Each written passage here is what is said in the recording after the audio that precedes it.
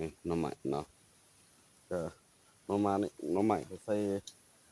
ส่ห้องตัวนี้นี่เนาะโอ้เห็นเมด้วงแน่นอนนี่เนาะเมด้วงได้นี่เนาะผู้ใดได้เคยกินเมด้วงพี่น้องเนาะนี่หาหน่อใหม่ก็ได้หลายชนิดเนาะเมด้วงก็ได้นี่เมด้วงเด้อนี่เด้อเนาะนี่แหละโบราณเพิ่นว่าอันน่ะ4ตีนกินกก6ตีนกินปลายเนาะบ่มีตีนกินยอดเนาะหลังจากที่ได้เอ่อปล่อยงัวแล้วก็เข้าป่าคือเก่าพี่น้องเนาะไปเลี้ยงงัวคู่มือเนาะก็หาหน่อใหม่เนาะพี่น้องเนาะหาหน่อใหม่หาเอ่อสมปิและคงกินคงอยากเนาะหายาหอกยาหัวพอได้ขายได้เล็กๆน้อยๆก็เอาเนาะมื้อนี้ก็ได้ยาหัวก็บ่หลายเนาะนี่กระเป๋าก็คักพี่น้องเนาะตัวนี้นี่เอ่อก็มีลายบอนใส่อยู่เนาะตัวนี้ใส่ยาหัวเนาะตัวนี้ใส่อันนั้นเสื้อกันพ้นเนาะตัวนี้ว่าสิเฮ็ดหน่อไม้ใส่หน่อไม้เนาะบัดนี้เนาะใส่หน่อไม้พอได้กินตอนแรกเนาะพอได้กินน้ำขอบน้ำครัวเนาะพี่น้องเนาะนี่เห็นแล้วหน่อไม้พี่น้องเนาะนี่หน่อไม้เนาะก็ประมาณนี้หน่อไม้ก็ใ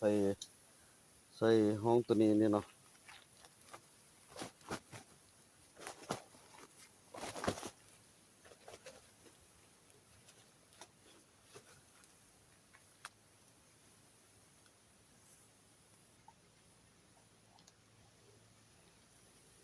นี่เนาะเห็นลายอยู่เนาะนี่เนาะหนึ่งเนาะสองสามเนาะโอ้เห็นเมด้วงแน่นอนนี่เนาะเมด้วงได้นี่เนาะผู้ใดได้เคยกินเมด้วงพี่น้องเนาะนี่หาหน่อใหม่ก็ได้หลายชนิดเนาะเมด้วงก็ได้นี่เมด้วงเด้อนี่เด้อเนาะ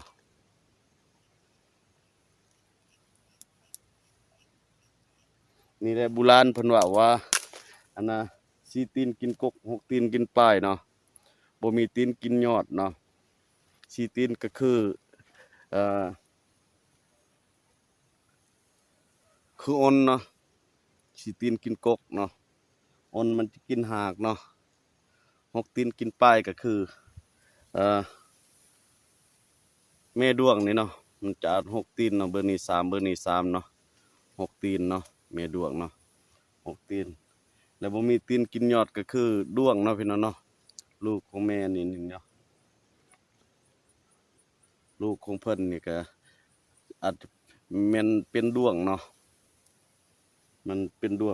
งแล้วเขาเอิ้นว่าบ่มีตีนกินยอดเนาะความหมายของมัน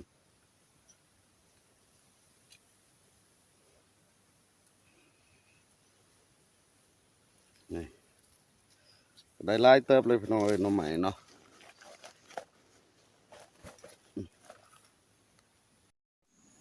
นี่แหละเนาะเพิ่นว่า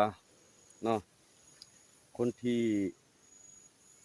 ดุมันอยู่ใส่ก็ลำบากคนที่ขี้คร้านอยู่ใส่ก็สำบายเนาะพี่น้องเนาะก็ข้าพเจ้าเป็นคนบ่ดุบ่มันแต่ว่าจำเป็นต้องได้ดุเนาะเพราะว่าบ่มีของกินต้องได้หาหน่อไม้คู่มือพี่น้องเนาะนี่พอได้เลี้ยงลูกเลี้ยงเต้าเนาะมาเลี้ยงงัวเลยก็เลี้ยงงัวคู่มือเลยก็เอากระทงพายนี่มาใส่หน่อไม้เนาะหาหน่อไม้คู่มือพอได้เมื่อฮอดเฮือนเลยต้มเนาะพี่น้องเนาะนี่แหละบ่แม่นว่าคนดุแต่บ่ดุก็บ่มีกินเนาะพี่น้องเนาะข้อยยืนยันเลยว่า1,000,000%เนาะสำหรับข้อยบ่แม่นคนดุเนาะแต่คันบ่เฮ็ดก็บ่มีกินเนาะพี่น้องเนาะก็จำเป็นต้องได้ดุเนาะคันขี้เกียจก็ขี้เกียจหรือว่าขี้คร้านก็บ่มีอันกินเลยเนาะพี่น้องเนาะ